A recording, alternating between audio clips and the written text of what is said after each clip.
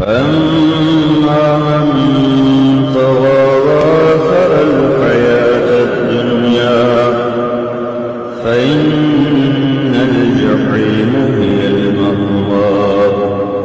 وأما من خاف مقام ربه ونهى النفس عن الهوى فأما من طغى وآثر الحياة الدنيا فإن الجحيم هي المأوى.